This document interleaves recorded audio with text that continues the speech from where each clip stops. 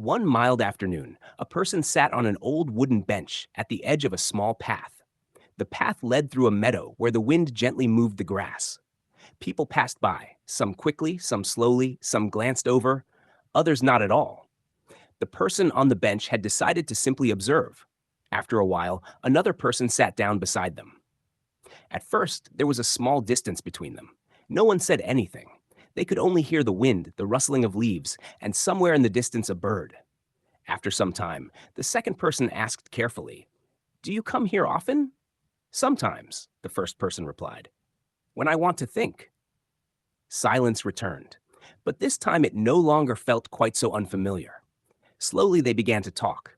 At first about simple things, about the path, the weather, about the bird that kept landing on the same branch. Then about more personal things, about places they had once visited, about things they enjoyed doing, about things that can sometimes be difficult. With every minute, the conversation became a little more open. Yet both noticed that getting to know someone is not only about words. You also observe small things, how someone laughs, how someone thinks, how someone listens.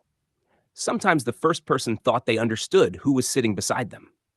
Then the second person would say something unexpected, and everything looked a little different again. "Actually," the second person finally said, "it's strange. You think you are getting to know someone, but really you only discover small pieces." The first person nodded. "Maybe getting to know someone is like this path," they said. "You never see everything at once, only the next section." The sun slowly began to sink lower. Finally, they both stood up. They still didn't know very much about each other, but they knew more than before. And most importantly, they knew that if you truly want to get to know someone, it takes time, attention, and sometimes the courage to ask questions. Before they left, one of them said, "Maybe we'll meet here again." The other smiled, "Maybe." And so they walked in different directions along the path, with the feeling that a small encounter can sometimes be the beginning of something greater. Moral of the story: getting to know someone does not happen in a single moment. It is a path made of many small encounters, questions, and moments of listening.